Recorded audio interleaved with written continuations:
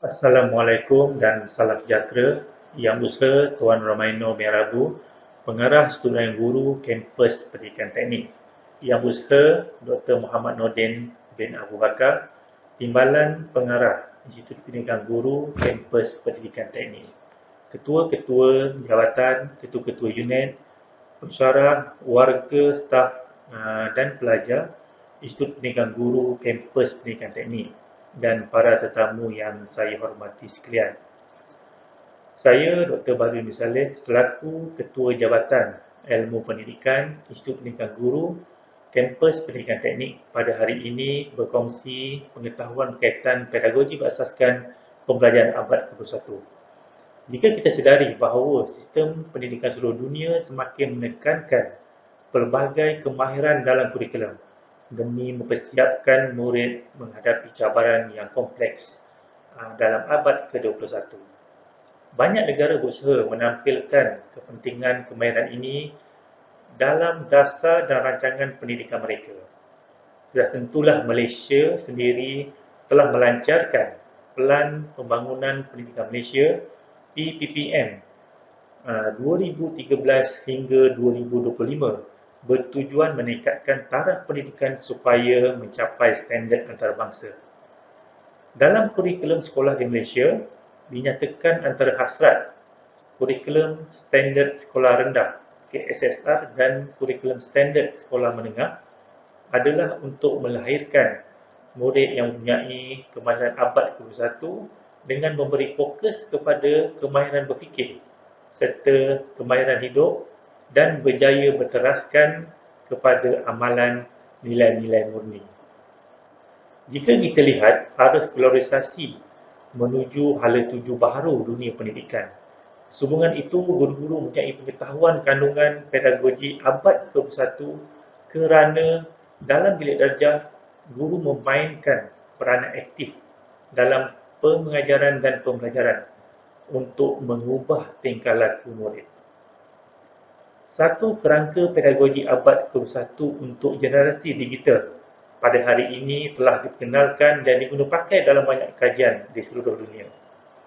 Baiklah tuan-tuan dan hadirin hadirat yang saya hormati, di sini izinkan saya berkongsi berkaitan dengan pedagogi dalam konteks pendidikan abad ke-21. Baiklah, terdapat aspek pembelajaran dan pembangunan yang telah dikaji dibangunkan selama ini. Gabungan pengajaran dan pembelajaran pelajar telah memacu banyak bentuk pemahaman baru dalam keseluruhan proses pembelajaran. Kedua-duanya jika digabungkan iaitu pendidikan dan pembelajaran telah mendapat manfaat daripada pemahaman yang lebih jelas tentang corak bagaimana fikiran kita memulakan pengajaran dan pembelajaran dan cara bagaimana pelajar menganalisis maklumat yang telah diperolehi. Di sini pedagogi saya kelaskan kepada tiga perkara di mana ianya adalah tindakan, kaedah dan juga penyampaian. Di mana pedagogi sering digambarkan sebagai tindakan mengajar yang berlaku dalam proses pengajaran-pembelajaran di bilik darjah maupun di medium yang lain. Dan terkini adalah menggunakan medium digital secara talian iaitu menggunakan talian internet. Jika kita lihat, pedagogi merupakan satu kaedah pengajaran baik sebagai mata pelajaran akademik maupun konseptual teori di mana segala isi kandungan yang terdapat dalam kurikulum disampaikan melalui kaedah-kaedah yang sesuai agar pelajar mendapat pengetahuan dan kemahiran yang terdapat dalam kurikulum. Begitu juga, pedagogi juga adalah satu cara guru untuk menyampaikan kandungan kurikulum kepada sesebuah kelas. Dan dalam konteks ini, penyampaian guru dengan dibantu dengan bantuan bahan bantu mengajar atau BBM yang mampu memberi kepahaman yang jelas kepada pelajar berkaitan dengan suatu kurikulum yang hendak disampaikan. Justru itu amatlah sesuai dan tepat dengan ketiga-tiga perkara yang ditekankan seperti tindakan, kaedah dan penyampaian merupakan elemen penting dalam merancang sesuatu pengajaran dengan mengaplikasikan pedagogi terkini dalam pembelajaran abad ke-21. Baiklah tuan-tuan, kepentingan pedagogi boleh kita diperhatikan dan boleh dikaitkan dengan banyak perubahan dalam cara pengajaran dan program latihan di sekolah yang telah dijalankan dalam beberapa tahun kebelakangan ini. Dengan proses dalam talian dan artificial intelligence ataupun AI memacu kepada kemajuan kecil dan juga yang besar dalam dunia pendidikan pada hari ini. Kaedah pedagogi yang digunakan untuk membantu pelajar dan mewakili pelajar mempelajari konsep dan idea baru juga telah berubah untuk mengikut proses yang sentiasa berkembang yang dialami sendiri oleh generasi baru. Untuk era milenial, terutamanya untuk industri revolusi keempat ataupun IR 4.0, generasi Z dan juga terkini, generasi Alpha memerlukan cara baru untuk menyelami pengalaman pembelajaran. Kerana mereka telah dibesarkan dengan kaedah pembelajaran teknologi yang berbeza daripada generasi sebelumnya.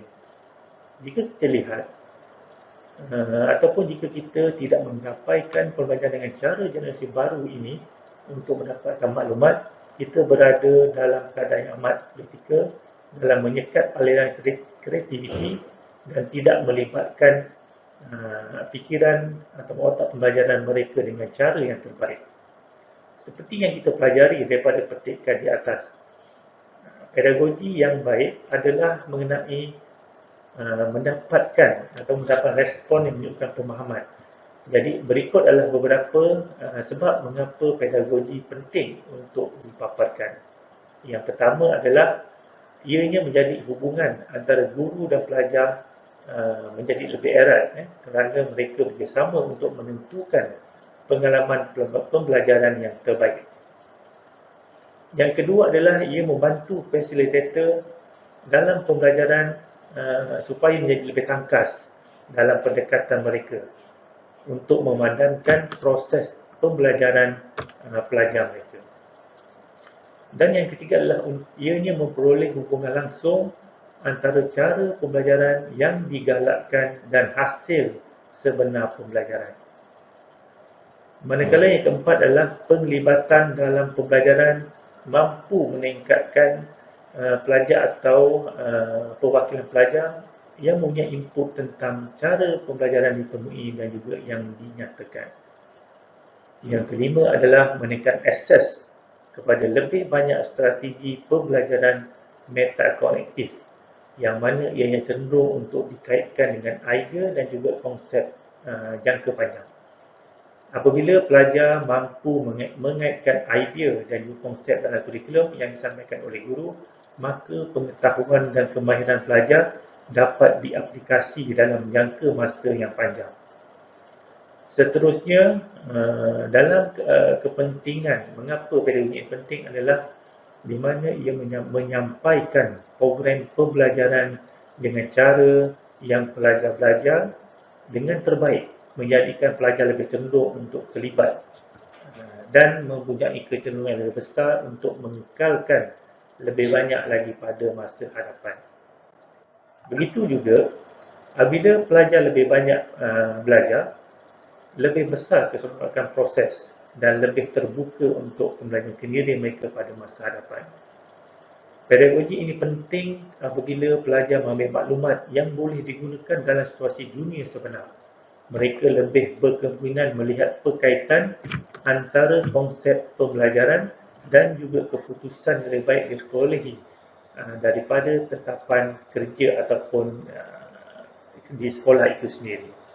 Apabila kita melihat kepentingan pedagogi ini daripada perkara tentang seperti mana yang telah digariskan seperti perhubungan, pendekatan, pautan langsung, melibatkan diri, metakognitif, program pembelajaran, keseronokan belajar dan dikaitkan dengan dunia sebenar adalah merupakan kepentingan pedagogi yang baik yang mampu melibatkan kesalingan hubungan di antara idea pembelajaran, cara dan juga kaedah melatih pelajar dalam pembelajaran itu sendiri. Tuan-tuan dan puan-puan para hadirin yang saya hormati, sebenarnya terdapat pelbagai pendekatan pedagogi yang boleh diaplikasi dalam proses pengajaran dan pembelajaran.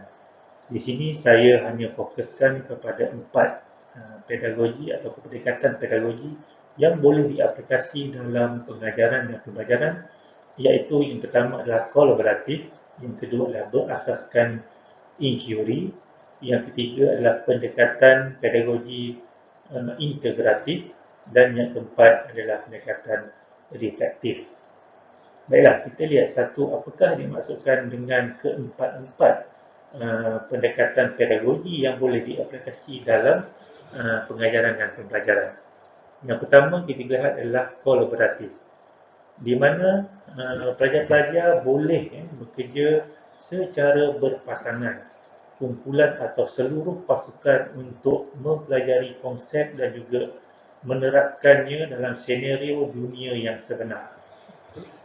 Guru juga boleh meminta pelajar untuk mengajar orang lain tentang pengalaman mereka dalam bentuk kumpulan yang kecil. Begitu juga dalam sesi latihan ataupun sesi proses pengajaran pembelajaran, kita membenarkan ataupun guru membenarkan kumpulan kecil berkumpul dan individu tersebut ataupun pelajar tersebut berkongsi pengalaman dengan orang lain ataupun dengan rakan-rakan pelajar tersebut supaya mereka belajar dalam situasi dunia yang sebenar.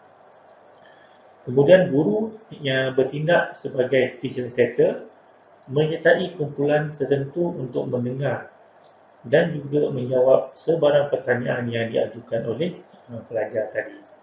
Di sini kalau kita lihat dalam proses pendekatan pedagogi melalui kolaboratif ini, pelajar ataupun rakan mereka bersama kumpulan lebih banyak berinteraksi dan juga bekerjasama untuk menyelesaikan sesuatu isu atau menyelesaikan tugasan yang diberikan.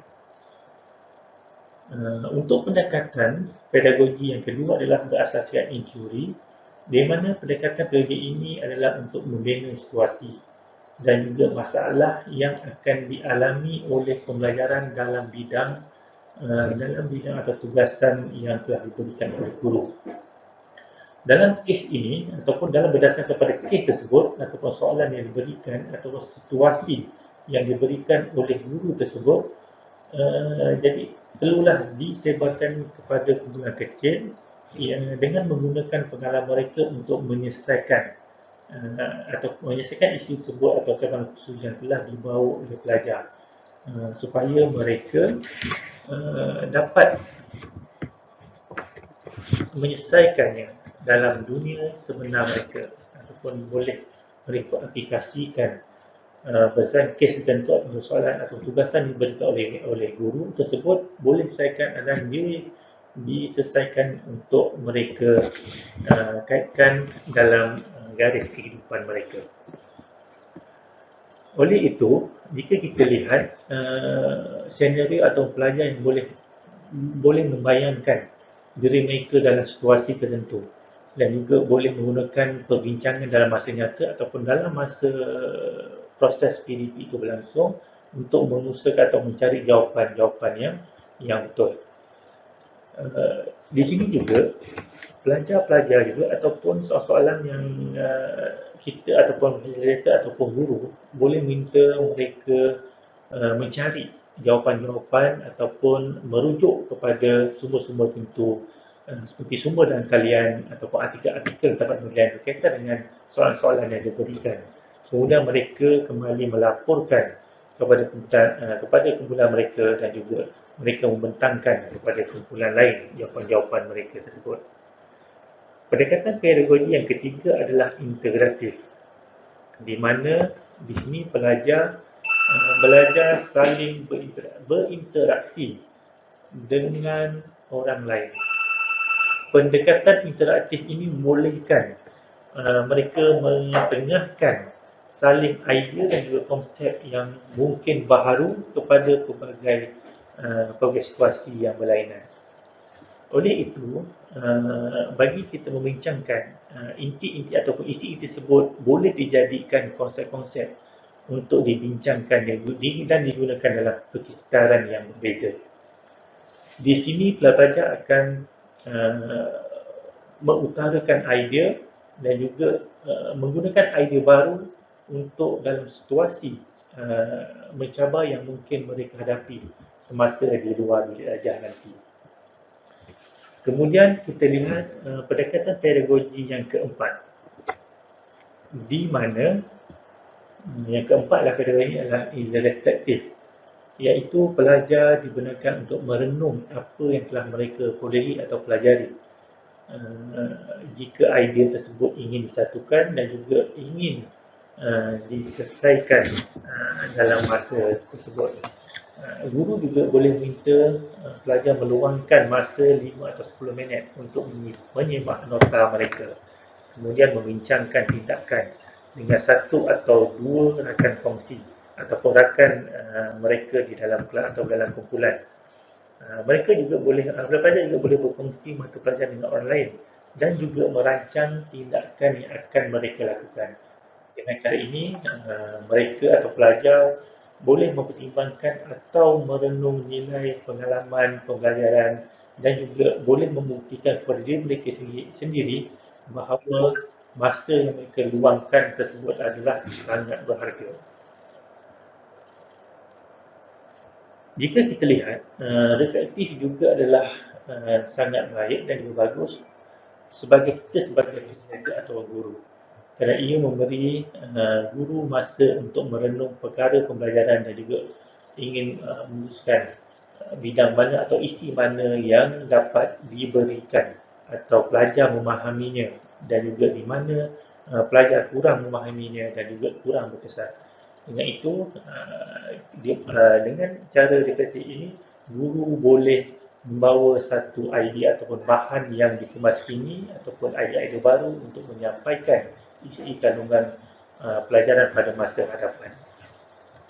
Jika kita lihat ataupun telah lihat kepada empat pendekatan pedagogi ini, di mana ia sebenarnya boleh digabungkan dan juga dibina dalam format-format yang sesuai, iaitu boleh juga diintegrasikan dalam kaedah-kaedah pembelajaran yang baru, seperti mana kita boleh mempergunakan elemen-elemen yang menyeronokkan ke dalam proses pembelajaran dan juga boleh juga membuatkan diterapkan juga dalam konsep pembelajaran abad ke-21.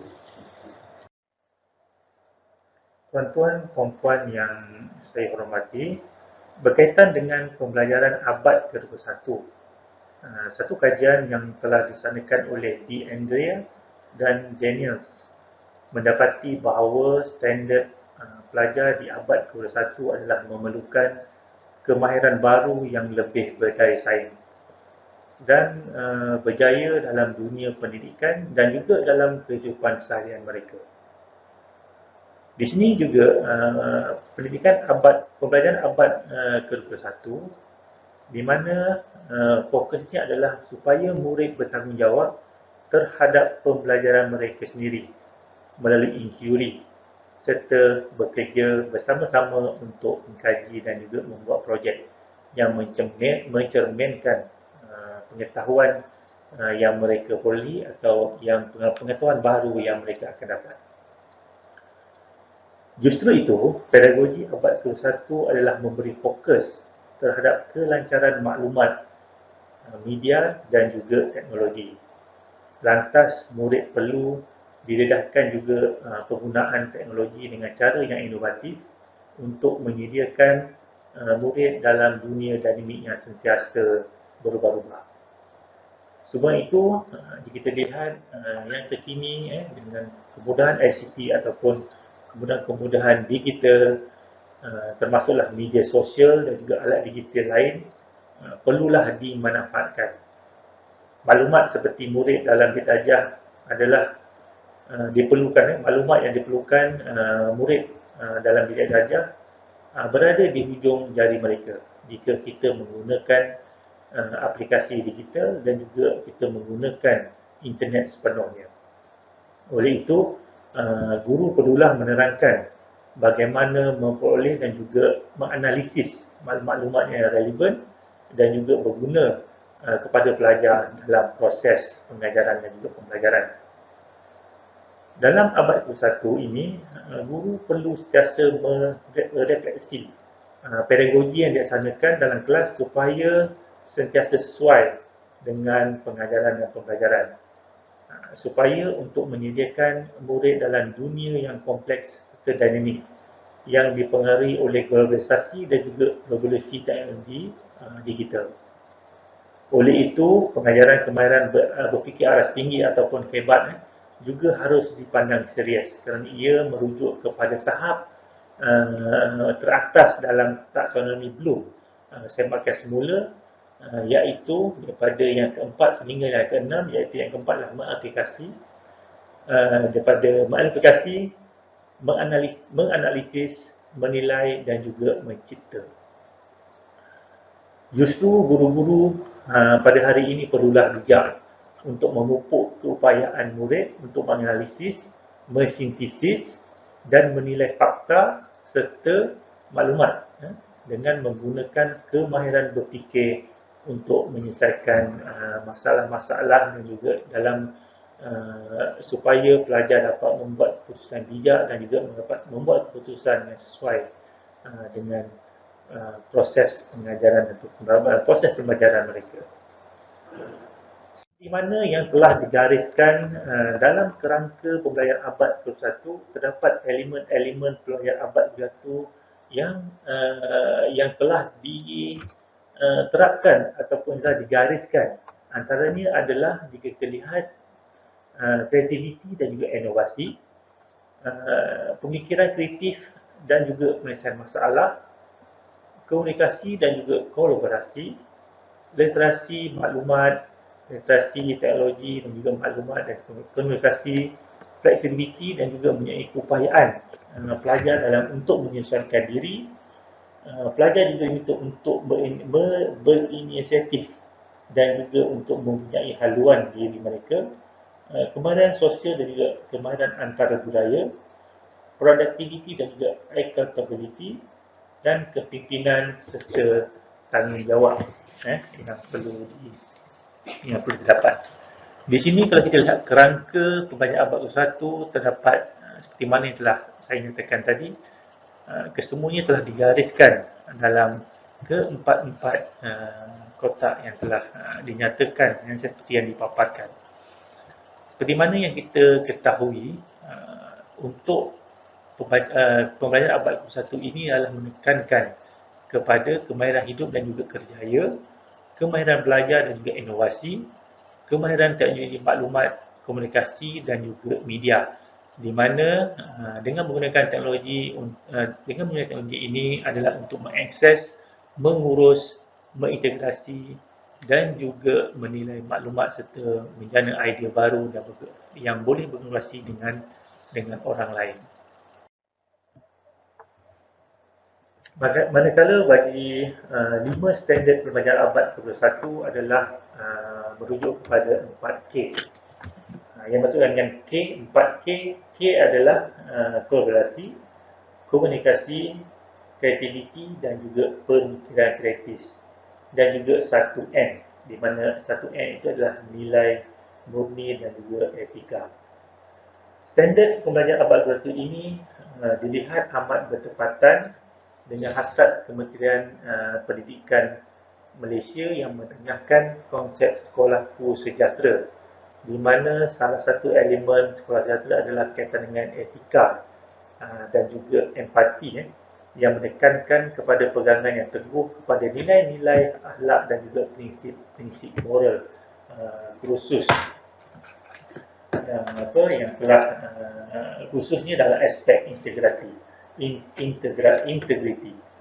Jika kita lihat hasrat Kementerian Pendidikan Malaysia yang dengan konsep sekolah sejahtera, di mana sejahtera adalah akronim bahagi S, E, J, A, H, E dan R dan juga A, di mana S adalah selamat, seronok dan juga sihat, E adalah empati dan juga etika dan juga empati seperti mana yang saya terangkan tadi, J adalah jati diri, A adalah adab sopan, H adalah harmoni, T tekun, teliti dan terampil, E adalah eksplorasi, R adalah rasional dan juga A adalah artikulasi.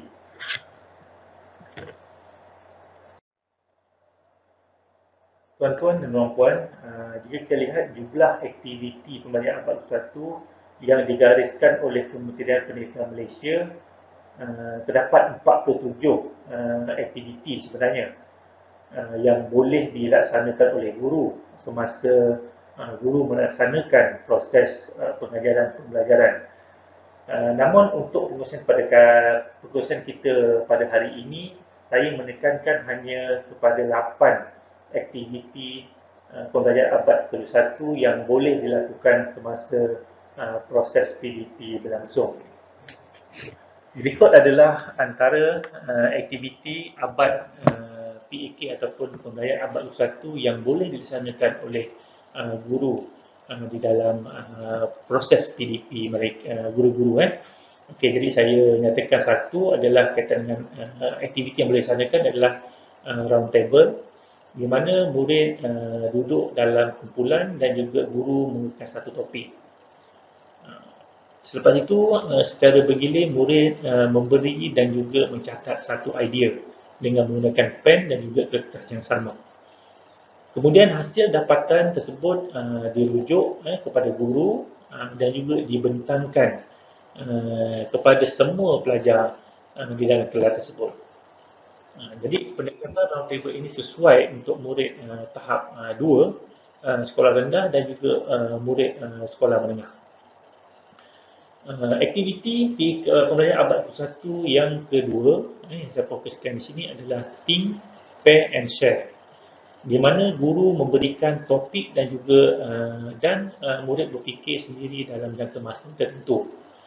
Setelah tamat, masa diberikan tamat dan juga murid berkongsi idea bersama pasangan.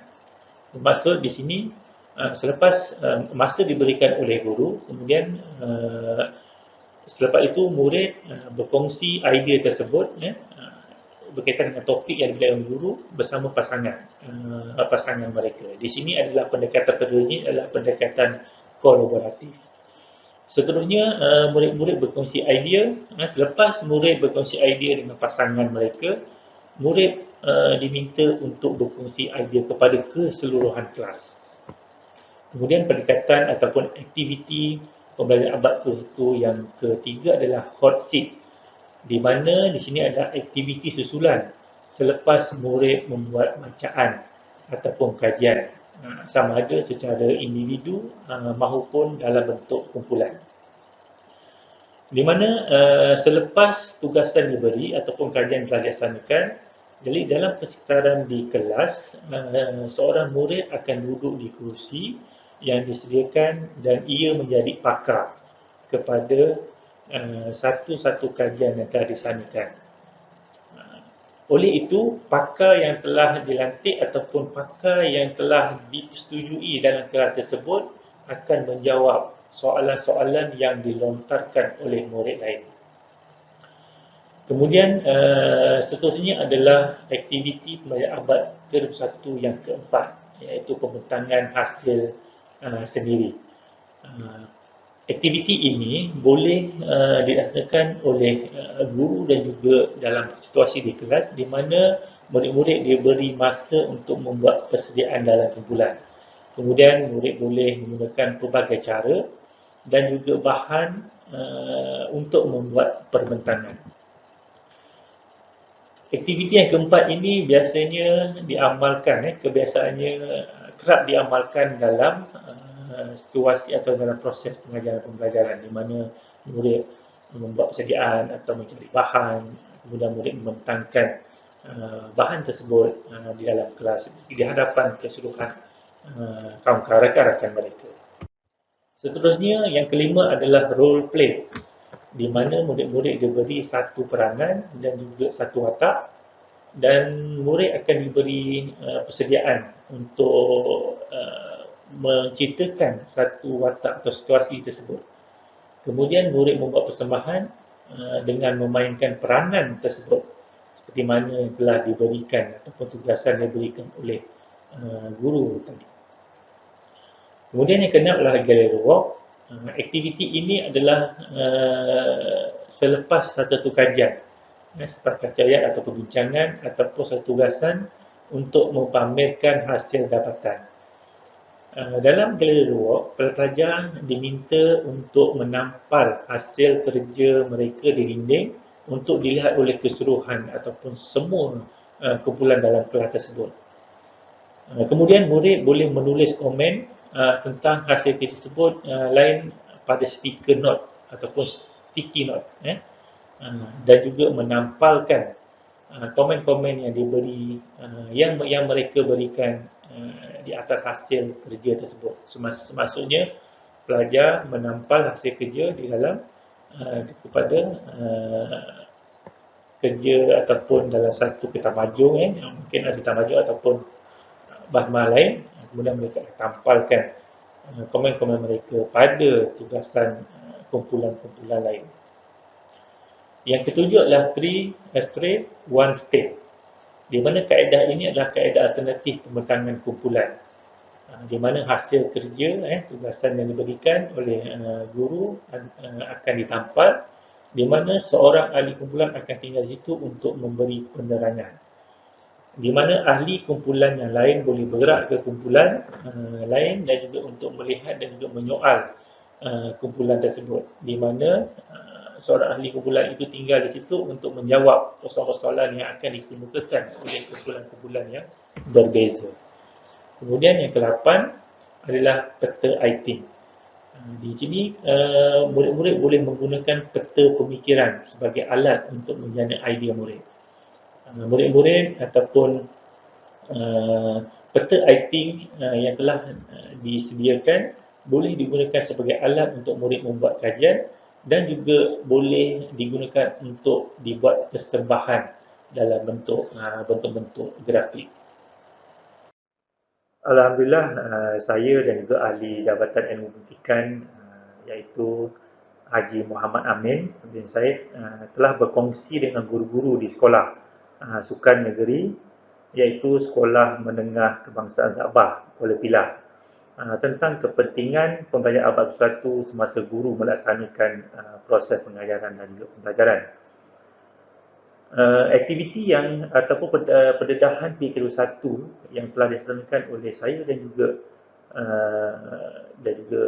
Tuan Haji Amin adalah kaitan melalui PLC ataupun Program Learning Community, di mana di situ guru-guru telah diminta untuk melihat bagaimana sesi pengajaran guru melalui video. Kemudian melalui PLC ataupun Program Learning Community, salah satunya adalah video kritikan. Jadi guru diminta untuk guru-guru di Sekolah Menengah Kebangsaan Sabah Kuala Pilah diminta untuk melihat ataupun memerhatikan video yang telah ditayangkan. Kemudian mereka akan membuat satu ataupun dikendaki mengenal pasti sama ada kelebihan, kelemahan ataupun aktiviti pembelajaran abad 21 serta guru tersebut boleh menjana idea ataupun berkenaan dengan penambahbaikan yang boleh dilaksanakan terhadap pengajaran guru.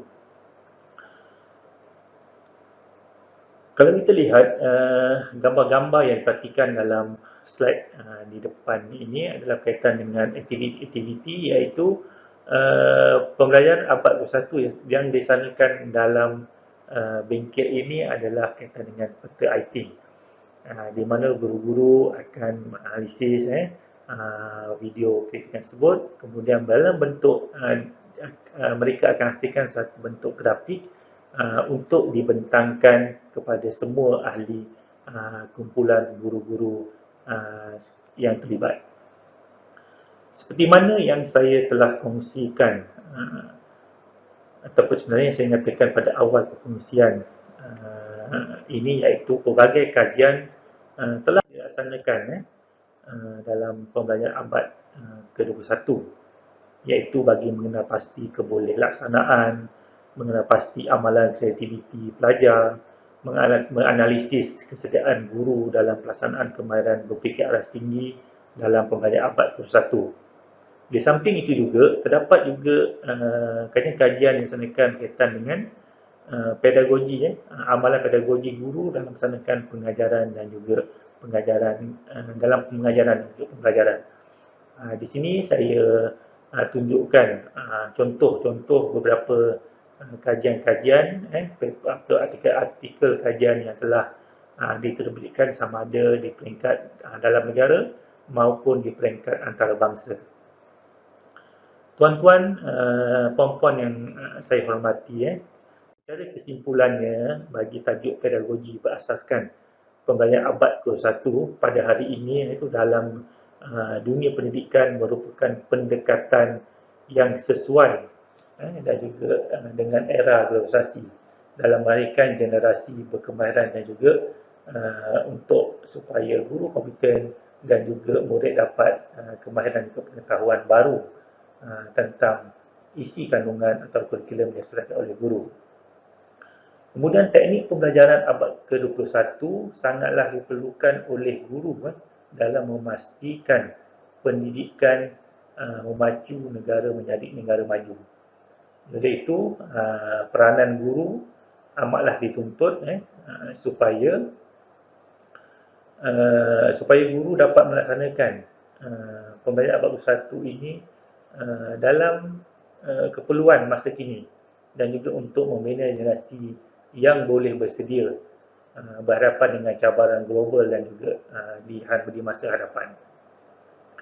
Kemudian kalau kita lihat keberkesanan PDP berteraskan pembelajaran abad ke-21 ini adalah bergantung sebenarnya kepada kemahiran dan juga kesediaan guru dalam mengolah corak pengajaran yang sesuai dengan dasar pendidikan negara ataupun hala tuju pendidikan negara pada masa kini. Oleh itu, jika kita lihat amalan pengajaran berasaskan kemahiran berfikir aras tinggi, iaitu KEBAT, adalah antara elemen yang terdapat dalam pembelajaran abad ke-21. Jadi, oleh itu, daripada pendekatan atau kesimpulan yang saya telah ringkaskan, iaitu daripada pendekatan PAK1 yang bersesuaian, kemudian pembelajaran abad ke-21 adalah keperluan masa kini, kemudian peranan guru dalam melaksanakan atau memilih atau menggunakan pembelajaran abad ke-21 dalam proses pengajaran pembelajaran akan menjadikan pengajaran itu berkesan, dan juga bagaimana amalan-amalan pengajaran kemahiran berfikir aras tinggi perlu diterapkan kerana ianya merupakan satu elemen penting dalam pendidikan dalam pembelajaran abad ke-21. Ianya juga, jika lihat daripada kesemua dari kelima-lima yang saya fokuskan atau saya simpulkan di sini, ianya boleh diterapkan dalam setiap fasa pengajaran, iaitu daripada peringkat induksi ataupun memulakan pemula pengajaran, kemudian untuk pengembangan isi pelajaran, dan juga kepada sehinggalah kepada sesi penutup ataupun fleksi, yang mana ianya menepati persekoran standard 4 seperti mana yang telah digariskan dalam Pelan Pembangunan Pendidikan Malaysia 2013 hingga 2025. Justru itu, dengan ini saya merakamkan setinggi-tinggi terima kasih kepada pihak pengurusan Institut Pendidikan Guru Kampus Pendidikan Teknik di atas penglibatan saya ini dalam seri Deep Talk pada kali ini. Itu saya sudahi dengan wabillahi taufiq wal hidayah. Wassalamualaikum warahmatullahi wabarakatuh. Sekian, terima kasih.